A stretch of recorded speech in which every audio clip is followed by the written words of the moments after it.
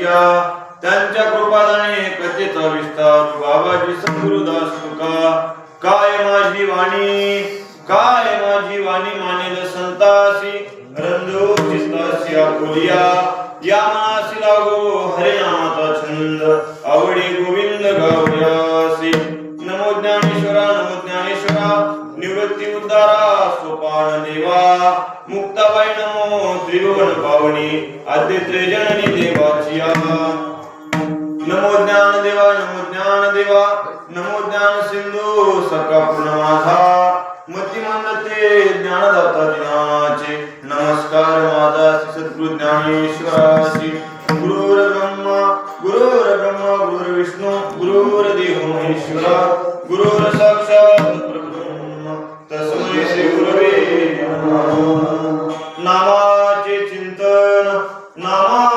चिंतन प्रगट पसारा असाल ते करा जेथे तेथे सोडविल माझा स्वामी निश्चयसी प्रतिज्ञा हे दासी केली आम्ही प्रस्तुत प्राप्ती कीर्तन रूपी सेवेसाठी निवडलेला अभंग महाराष्ट्राचे विश्वसंत ज्यांनी आपल्या जीवनामध्ये अखंड विठ्ठलाची भक्ती केली भक्ती करून भगवंताचं असं नामचिंतन केलं जीवनामध्ये देवाचीही प्राप्ती झाली आणि तोच अनुभव जगद्गुरु तुकोबाराय तुम्हा सर्व मानव जीवांना या नामाचा का किती महत्व आहे जीवनामध्ये नामचिंतन कसं करावा आणि तो नामचिंतन आपल्या जीवनामध्ये किती उपयोगाला येईल असं मार्गदर्शन जगद्गुरु तुकोबाराय या अभंगातून तुम्हा सर्व मानव जीवांना मार्गदर्शन करतात। तसेच सेवेला सुरुवात होण्याच्या अगोदर अल्पासा पर्याय असा की मौजे हनेगावाडी येथे दरवर्षीप्रमाणे म्हणजे गेल्या वर्षीपासून इथे या गावामध्ये श्री दत्त जयंती अतिशय प्रेमाने साजरा करीत आहेत। तर हा दुसरा वर्ष आहे। दुसऱ्या वर्षाची सेवा म्हणजे मला आमंत्रित करणारे आमचे पांडुरंग महाराज वाडीकर तसेच या कीर्तनाला उपस्थित असणारे आमचे शिळोणीकर महाराज सर्वच बाहेरगावचे गायक उपस्थित महाराज व खास करून सगळ्यांनाच माहित असणारे आमचे हुतमापूरचे चोरदार महाराज व तसेच आमचे बिन्नाळची माऊली सावळीची उपस्थित मृदंग वादक व त्यांचा मुलगा सुंदर पकवादक होतो तोही ती उपस्थित आहे आणि आमच्या सोबत आलेला तोही मृदंग वाजवतो आमचा परमेश्वर व तसेच या सेवेसाठी उपस्थित असलेले या गावचे टाळकरी बाहेर गावचे टाळकरी व उपस्थित सर्व श्रोते मंडळी यांना सगळ्यांना पुन्हा एकदा दंडवत करून या सेवेला म्हणजे आता ही आजची सेवा म्हणजे जे गायक माणसं आलेले आहेत व मृदंग वादक आलेले आहेत त्यांना आपली सेवेची टायमिंग किती होती म्हणजे 7 ते 9 मला थोडी यायला इथे उशीर झालं। आता कोणाकोणाचं असं की 7 ते 9 इथे करावं आणखी कुठे त्यांच्या गावामध्ये असेल तिथे जाऊन हा कार्यक्रम साजरा करावा असं होतं परंतु मला येण्याला थोडक्यात उशीर झाला। परंतु तासभरामध्ये ज्या देवाचं म्हणजे दत्त जयंती आहे त्या देवाचा महिमा तो देव कसा प्रकट झाला या अभंगाच्या माध्यमातून तेवढी सेवा म्हणजे 1 तासभरामध्ये परिपूर्ण अभंगाचा भावार्थ आपण करूया करून आणि सेवेला 1 तासामध्ये जेवढं होईल तेवढं आपण लवकरात लवकर होईल तेवढं प्रयत्न करू। म्हणजे जीवन जगत असताना पहिल्यांदा तुकोबाराय काय केले म्हणजे प्रपंच रूपी जीवनामध्ये होते। तुकोबारायांच्या गळ्याला मात्र 17व्याच वर्षी प्रपंच पडला। प्रपंच पडले असताना तेव्हाच काय झालं म्हणजे तेव्हा पत्नीही मेली आणि सावली असणारा वडील भाऊ तो काय केला म्हणजे आपला जो प्रपंच सोडून दिला म्हणजे तू लग्न नच करता तसेच तीर्थयात्रा करत निघाला आणि धाकटा होता कान्होबा संपूर्ण आता जो काही प्रपंच होता तुकोबारायांवरच अवलंबून तुकोबाराय काय करायचे म्हणजे आता व्यवहारासाठी सावकारकी होती बरं त्यांच्याजवळ तेही सगळं तुकोबाराय सावकारकी करीत असताना तुकोबा शेठ असं त्यांना म्हणायचे। मग एक दिवस असा झाला की तुकोबाराय जात असताना तुकोबाराय लहान असल्यापासून भजन करायचे त्यांना नामाची आवड लागली मग एक दिवस तुकोबराय कुठे निघाली म्हणजे आपल्या बैलगाडीवर मिरच्या घेऊन निघत असताना जाताना गेले तुकोबराय मिरच्या वगैरे जे काही होतं ते विकून परत येताना मात्र तिथे काय झालं म्हणजे नदीला पूर आला आपल्याला अलीकडे तर यायचं. मग तुकोबराय म्हणतात पाणी तर नदीला लय जास्तच आहे, मग आम्ही कसं येऊ? विठ्ठल विठ्ठल विठ्ठल विठ्ठल. तुकोबराला या नावाचाही म्हणजे घोडी लागलेली होती. तुकोबरांनी काय केलं म्हणजे धावा करीत असताना त्यांना एक अचानक माणूस दिसला, पाणी पडत होतं. माणूस दिसल्या तुकोबरा त्यांना म्हणू लागली. तो माणूस पहिल्यांदा नदीत गेला. अरे बाबा पाणी जास्त काही नाही, माझ्या गुडघ्या एवढंच आहे, मी चालून दाखवतो. म्हणून तो कुठे गेला म्हणजे पाण्याच्या पलीकडे गेला आणि तुकोबराची बैलगाडी होती, बैलही होते आणि त्या बैलगाडीला नदी पार करून दिला. मग तुकोबरा असं बघताच तर काय तो कोण आहे म्हणजे कोण आहे असं ध्यानात धरताना तो म्हणजे भगवंत होता. तिथेही तुकोबरा म्हणजे त्या भगवंताची काय केली म्हणजे दर्शन घेतले. तेव्हा त्या रूपाला पाहिलं, त्या नामाची गोडी तुकोबराला लागलं. तुकोबराने काय करू लागले म्हणजे आणखी एकदा आता तुकोबरा भामचंद्र डोंगरावर जाऊ लागले. जात असताना विठ्ठल विठ्ठल विठ्ठल विठ्ठल विठ्ठल विठ्ठल विठ्ठल हा नावाचा गजर मात्र रात्रदिवस करत होते. पांडुरंग ध्यानी पांडुरंग म्हणे जागृती स्वप्नी पांडुरंग. मग इतक्या नामाची गोडी लागली. नामाची गोडी लागल्यानंतर तुकोबराने काय केले म्हणजे 15 दिवस भामचंद्र डोंगरावरच. मग 15व्या दिवशी तुकोबराच्या बाळाला गेलेले म्हणून दिसत नाही. मग घरी आपली पत्नी जिजामाता त्यांना प्रश्न पडला की गेले कुठे? त्यांचा भाऊ कान्होबा त्यांनाही प्रश्न पडला की कुठे गेले दोघं? बघत असताना पाहत असताना काय झालं म्हणजे भामचंद्र डोंगरावर तुकोबरा एका गुहेत बसले होते आणि बघत असताना विठ्ठल विठ्ठल विठ्ठल विठ्ठल विठ्ठल नामचिंतन करीत असताना 15व्या दिवशी तुकोबराला फक्त 15व्या दिवशी भगवंताची प्राप्ती झाली. तुकोबरा त्या पांडुरंगाचे दर्शन घेतल्याने तो कान्होबाई आलेला होता आणि त्या कान्होबालाही लगेच काय झालं म्हणजे त्या पांडुरंगाचे दर्शन घेतले आणि तुकोबराला त्याच नावाची गोडी लागली. आणि गोडी लागल्यानंतर तुकोबराला असं वाटू लागलं की हे नामचिंतन मी स्वतः केलेलं आहे. स्वतः केल्यानंतर म्हणजे या प्रत्येकाला संपूर्ण मानवालाही भगवंताच्या नावाची गोडी लागावी आणि सगळेच म्हणजे नामाचा जयकार करावा असं तुकोबराच्या मनामध्ये बसली ही गोष्ट. आणि तुकोबराने काय करू लागले म्हणजे गावोगाव जाऊ लागले. देवाशी अवतार भक्ताशी संसार दोन्हीचा विचार एकपणे. देव असतात देवाचाही विचार एकच असतो आणि जे संत असतात त्या संतांचाही विचार एकच असतो. त्यांना असं वाटायचं की तुकोबरा म्हणतात आम्ही वैकुंठवासी आलो याची कारणाशी बोलिलेले ऋषी 7 भावे वापरले. झाडू संतांचे मार्ग आड राणी भरलेले. हा जो जग आहे आड मार्गाने धावत आहे. सड मार्गाला लावण्याकरता सदगतीला लावण्याकरता जिथे आम्ही आलेलो आहे. म्हणून तुकोबरा म्हणजे काय करू लागले गावोगावी जाऊ लागले. प्रचार करू लागले. अरे बाबांनो तुम्ही काय करा म्हणजे जेवढं होईल तेवढं भगवंताचं नाम चिंतन करण्याचा प्रयत्न करा. कारण नाव सोपं आहे. विठ्ठल विठ्ठल मंत्र सोपा कधी पापानी मूळ भाग्यवंता छंद म्हणी कोड काणे ऐकती. अरे बाबांनो हा जो विठ्ठल नाम आहे ना फार सोपा आहे. तुम्ही म्हणत चला. मग असं म्हणताना हा जो समाज होता तुकोबराला ऐकत नव्हता आणि तेव्हा तुकोबराला असं म्हणतात की अरे बाबांनो मी तुमच्या पायाला लागतो. लागून या पाया विनवितो तुम्हाला तरी टाळी बोला मोठी नाम. विठ्ठल विठ्ठल म्हणा वेळोवेळा स्वर्गी नाही. गावोगावी जाऊन सांगत असताना तुकोबरा म्हणतात अरे बाबांनो मी तुझ्या पायाला लागतो. आता तरी विठ्ठल विठ्ठल विठ्ठल म्हणा.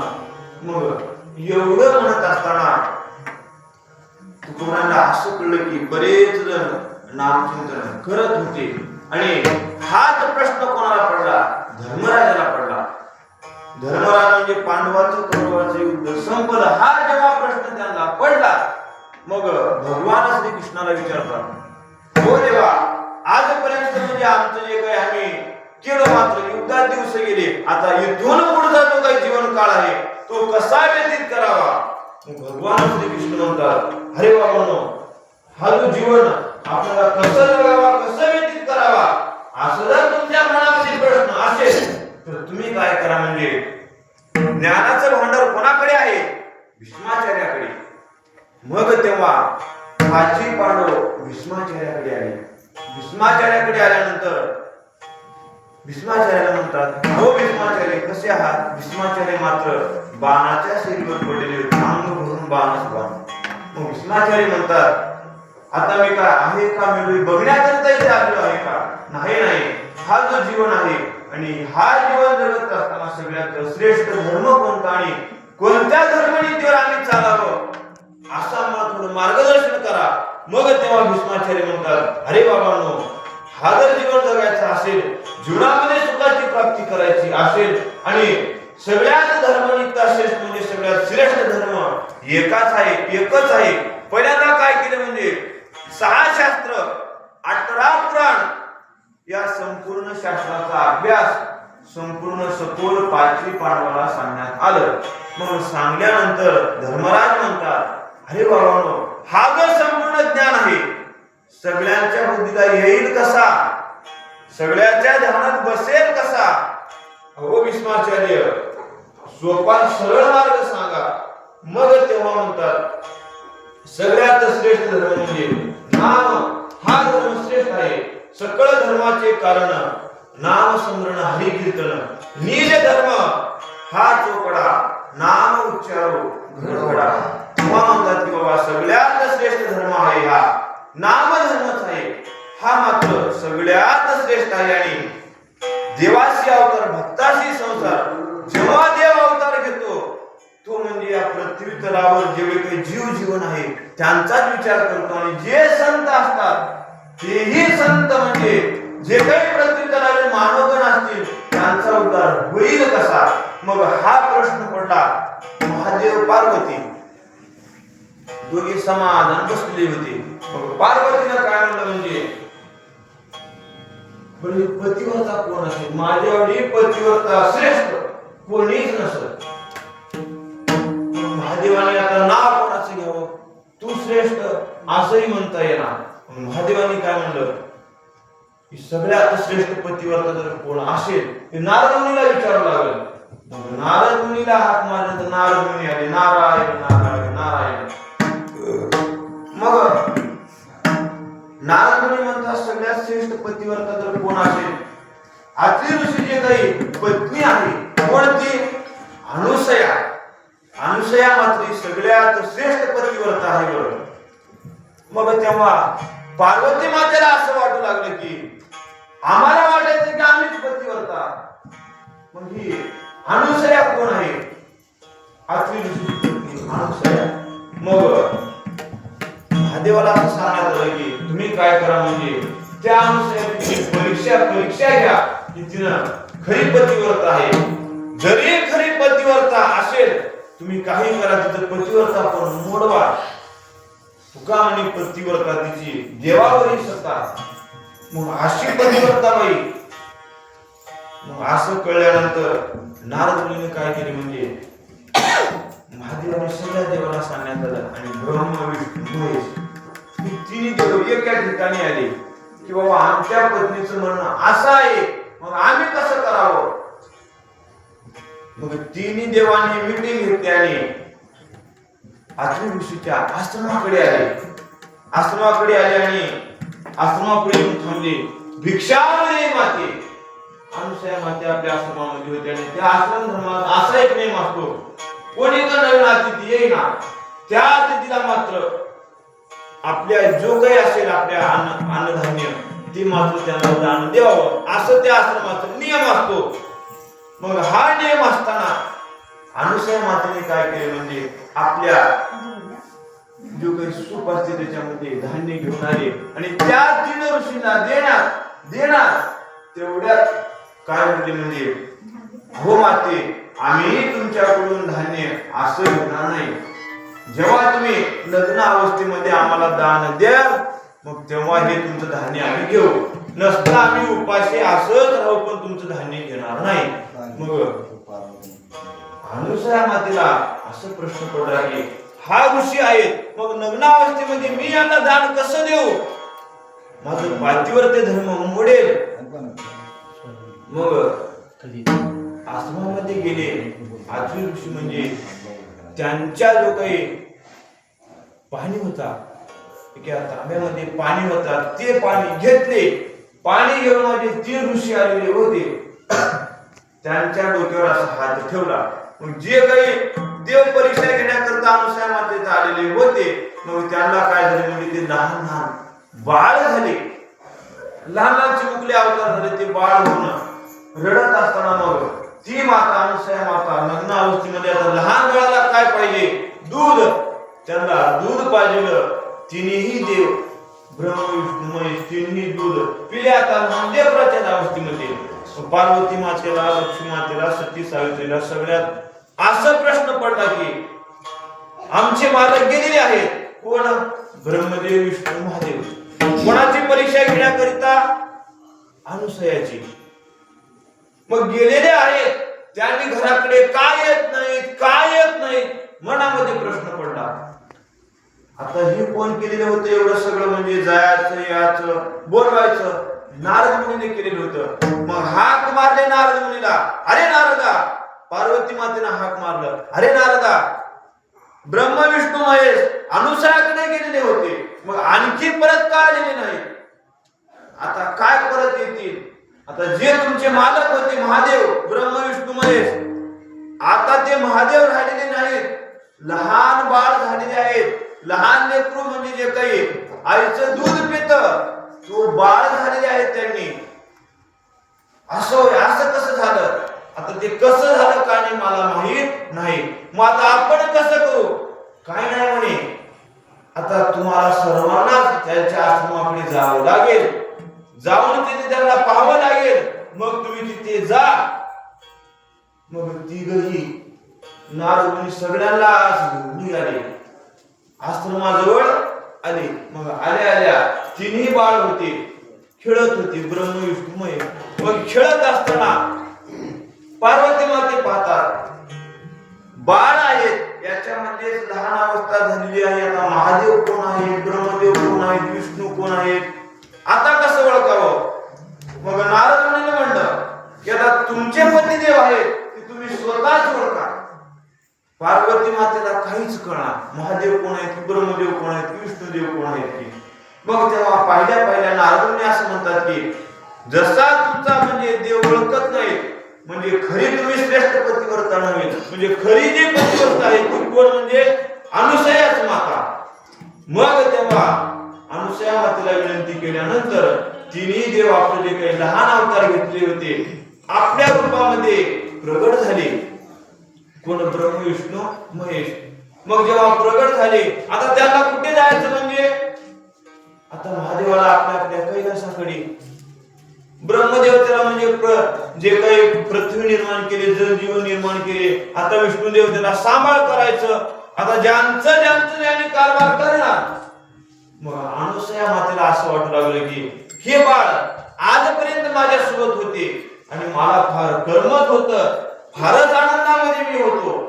मग हे बाळ गेल्यानंतर आता या बाळातून म्हणजे मला करमणार नाही. मग ब्रह्म विष्णू महेश यांच्याकडे विनवणी केली की आता तुम्ही नाही ते मला करमणार नाही, तुम्ही मला एक असं वचन द्या, तुम्ही एक मला असा आशीर्वाद द्या की माझ्या पोटी तुम्ही तिघही जन्माला यावं. मग ब्रह्मदेवाने तथास्तु म्हणले.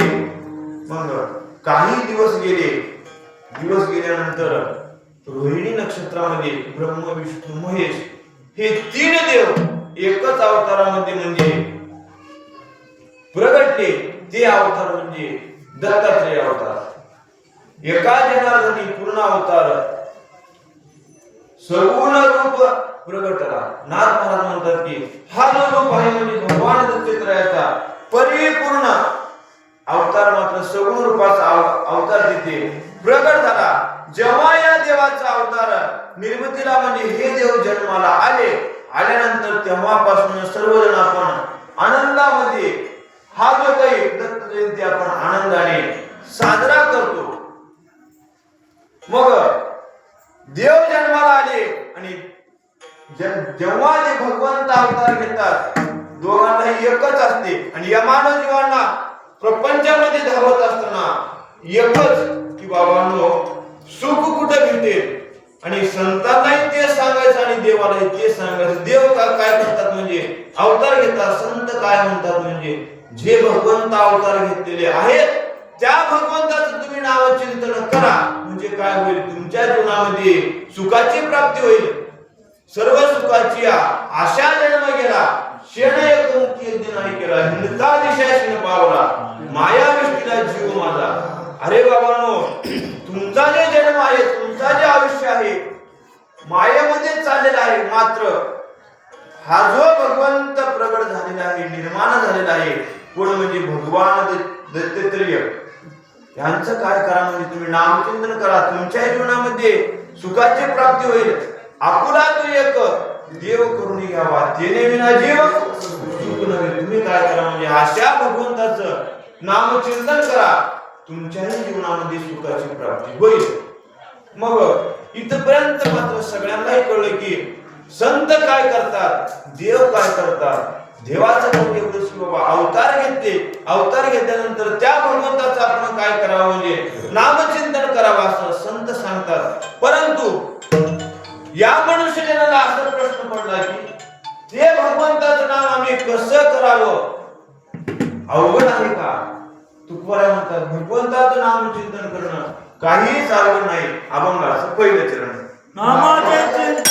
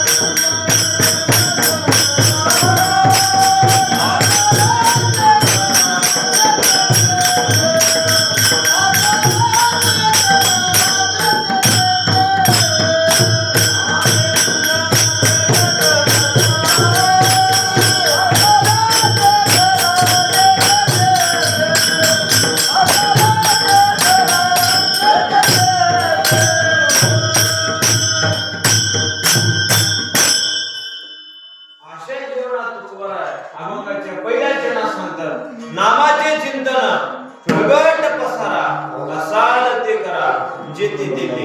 अरे बाबांनो, तुम्ही काय करा म्हणजे जेते असाल तेते नामाचे चिंतन प्रगट पसारा. प्रगट म्हणजे मोठ्याने काय म्हणावं, अनित्य दिवा होईल उदार. म्हणजे आपण जे नाम म्हणतो तो दुसऱ्याने जरी ऐकला तसं काय होईल म्हणजे त्याही जीवाचं उद्धार होईल आणि तेही पुण्य आपल्याला भेटेल. गौरंग महाप्रभूच्या ग्रंथामध्ये म्हणजे असा उल्लेख आलेला आहे की त्यांच्यामध्ये यवन नावाचे हरिदास त्यांचं नाव होतं. त्यांनी भगवंताचं नाम चिंतन करायचे, नारायण नारायण विठ्ठल विठ्ठल नाम असं भजन करीत असताना त्यांचा जो काही धर्म होता तो मुस्लिम वर्गाचा होता, त्यांनी मुस्लिमाची होती. मग असं काही जणांना असं वाटू लागलं की अरे बाबा मुसलमान असतो नारायण नारायण विठ्ठल विठ्ठल का म्हणावं असं ते वाटतं. मग ते येऊन हरिदास म्हणतात, तुकोबाराय म्हणतात, अल्ला दिलावे म्हणजे अल्लाह दिलावे, अल्लाह खिलावे, अल्लाह बिगर कुछ नाही होय. म्हणजे कोणी त्याला राम म्हणेल, कोणी त्याला अल्लाह म्हणेल. देव मात्र एकच आहे, परंतु त्या देवाचं तुम्ही नामचिंतन करा. यवन हरिदासही तेच म्हणतात, अरे बाबांनो तुम्हीही नामचिंतन करा. मग त्या यवन हरिदासाला विरोध करण्यात आलं, मारण्यात आलं. मग ते यवन हरिदास त्यांना नदीत टाकण्यात आलं. मग नदीतून एका जाळ्या कराने बाहेर काढला. मग ते यवन हरिदास आणखी पुन्हा एकदा म्हणजे त्यांचं शरीर चांगलं दुरुस्त झालं. आणखी आले नारायण नारायण नारायण विठ्ठल विठ्ठल असं नामचिंतन करीत असताना त्यांच्या सवासामध्ये एक वेश्या आली.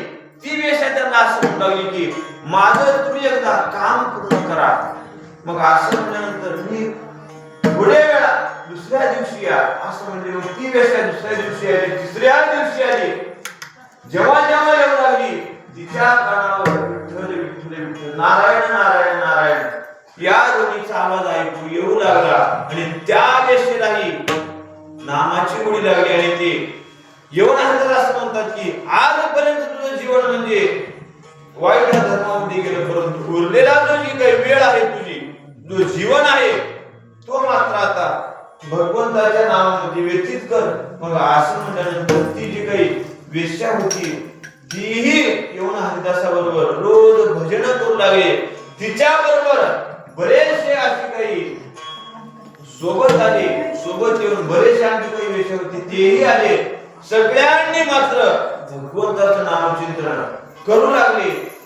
मग सांगण्याचा तात्पर्य एवढाच की तुकोबा काय म्हणतात म्हणजे नामाचे चिंतन प्रगट प्रगट म्हणजे मोठ्याने म्हणा. ते काय होईल म्हणजे दुसऱ्याच्याही कानावर ऐकू जाईल. आणि जिथे तुम्ही असाल तिथे करा, असाल ते करा. जिथे तुम्ही असाल तेथे करा. मग असं काय जणांना वाटेल की हा नामचिंतन काय करेल. ज्ञानेश्वर महाराज म्हणतात मग विधीची वापी चुकवी, अन्यायाची मी वापवी. कुकर्माचा करवी राव जरी, जरी तयार सारिके असंबड पाप पिके. मग जन्म कोटी दुःखे भोगी जीव. जीवनामध्ये जर आपलं पाप पिकलं, पाप पिकल्यानंतरच माणसाच्या जीवनामध्ये दुःख येतं, नसता दुःख येत नाही. मग सुखाकरिता काय करावं लागेल. मग विधीची वापे सत्क्रिया बीज आरोपे, तरी जन्म सुखची पविजे.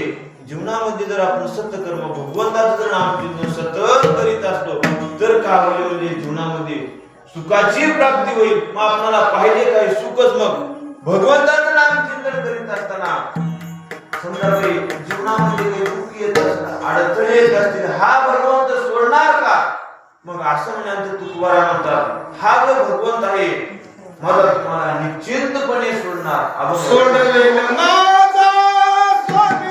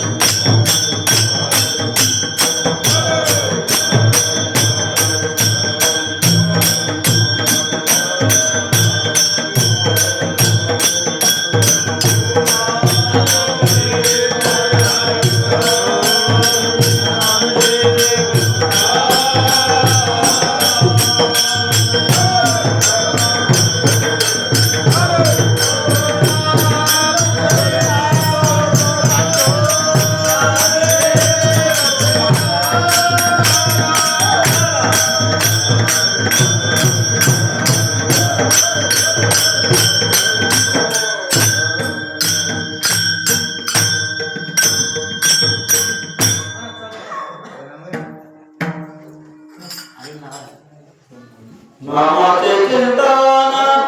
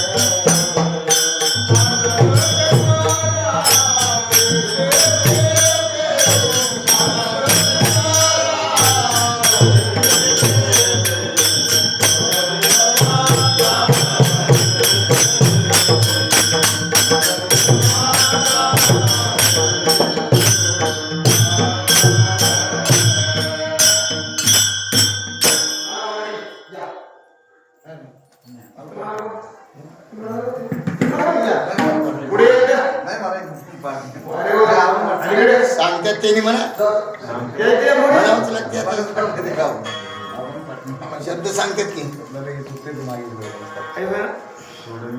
कॉम्प्युटर असल्याने जसं तुमचं ना ऐकलं तर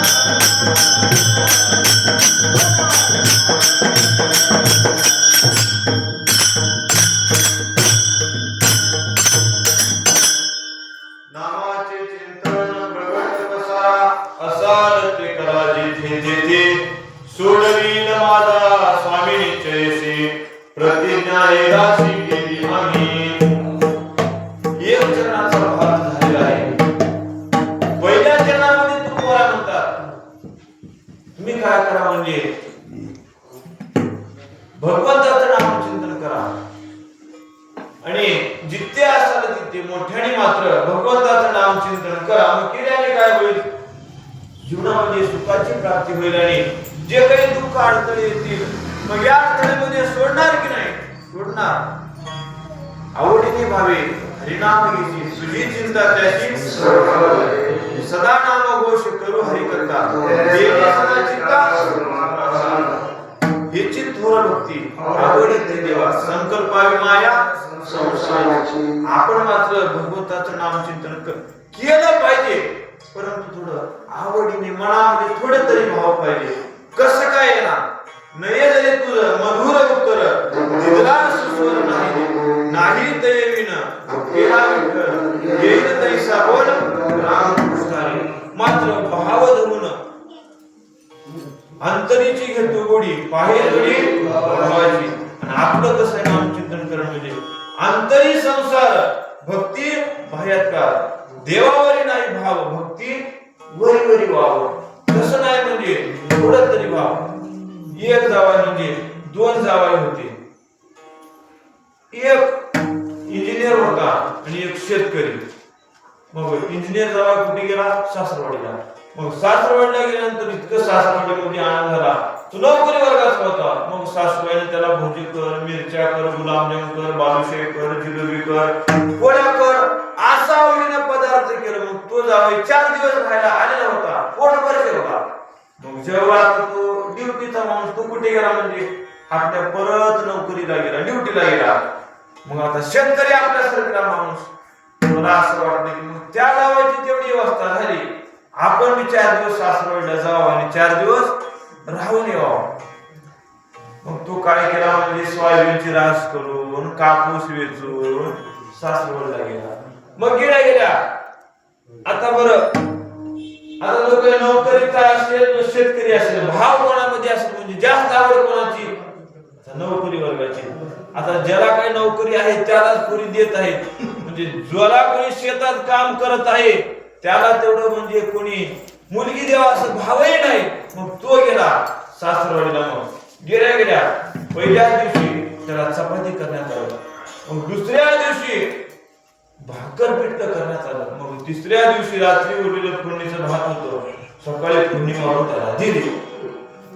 तो मग विचार करू लागला तोही जावाई मी जावाई.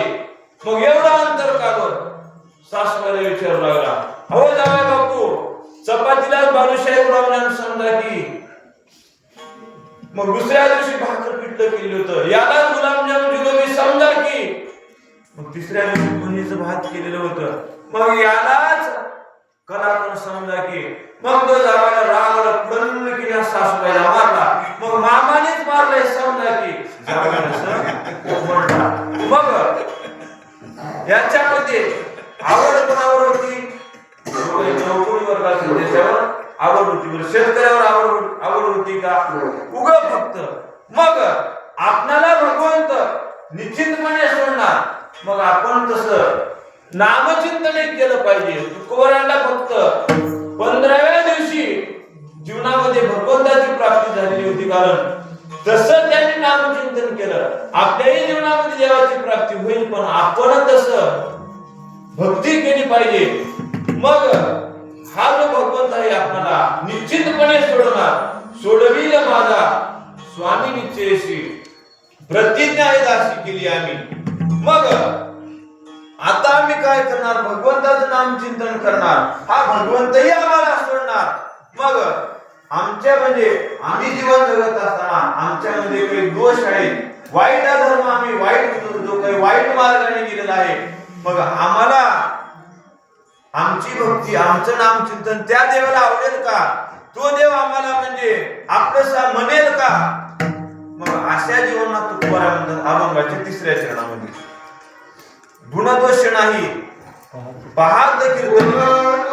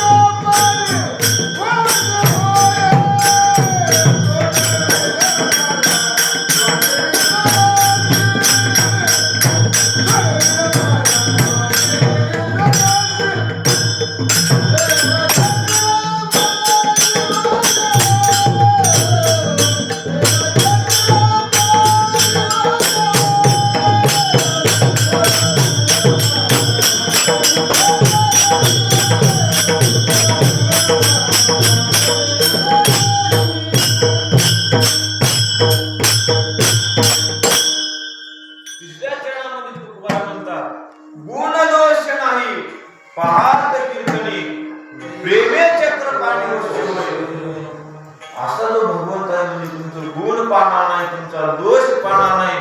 जे तुम्ही त्याचं नाम चिंतन कराल, जे त्याचं नाव तुम्ही घेणार, मग त्याच प्रेमामध्ये हा भगवंत वश्य होणार. म्हणजे आता नामचिंतन कसं करावं तेही कळलं. जीवनामध्ये समजा काही अडथळे आले, दुःख आलं, भगवंत आपल्याला सोडणार तेही कळालं. तिसऱ्या चरणामध्ये असं सांगतात तुकोबाराज, म्हणजे काही वाईट गुण असतील, अधर्माने जर आपण जीवन व्यतीत केलेलं असेल, तेही म्हणजे भगवंत आपल्याला म्हणजे नामचिंतन केल्यानंतर प्रेमामध्ये आपल्या वश होणार. मग आता खरंच आपल्याला भगवंताच्या नामाची आवड लागली. आता आपल्याला कसं कळावं? मग खरंच जर आपल्याला भगवंताच्या नामाची जर गोडी लागली, मग हा जो प्रपंच आपल्याला कसं वाटणार? अभंगाचं शेवट तुका म्हणे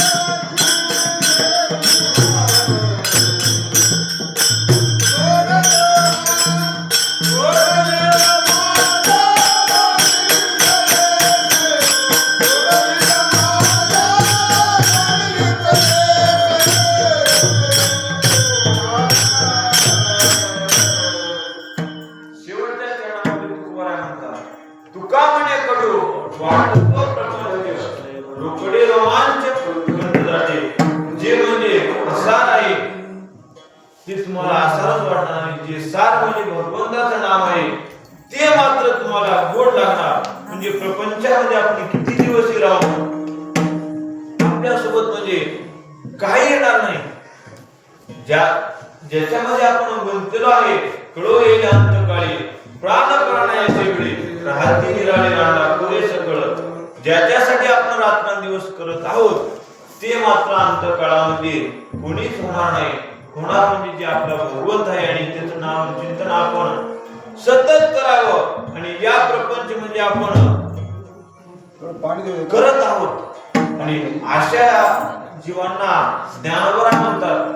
लटिका व्यवहार सर्वा संसार वाया व्यवहार अरे बाबांनो, ज्याच्यामध्ये तुमचं मन रमलेलं आहे हा सर्व लटका आहे. मात्र प्रपंचामध्ये राहून आपल्याला भगवंताचं नाम चिंतन करता येतं. अशा आपल्याला ज्ञानवराय सांगतात. आसोडी संसारी जीवे वेगू करी म्हणजे तुम्ही प्रपंचामध्येच राहा आणि जीवाभावाने भगवंताचं नाम चिंतन करा. ते नामचिंतन जेव्हा तुम्हाला गोड लागेल त्या नामचिंतनाची जेव्हा तुम्हाला गोडी लागेल मात्र हाच प्रपंच तुम्हाला कसं वाटणार म्हणजे तुका म्हणे कडू वाटतो प्रपंच रोकडे रोमांच कळत जाते. हा झाला म्हणजे एक तासामध्ये थोडक्यात अभंगाचा भाव आणि या सेवेला इथेच पूर्ण वेळा ज्ञानेश्वर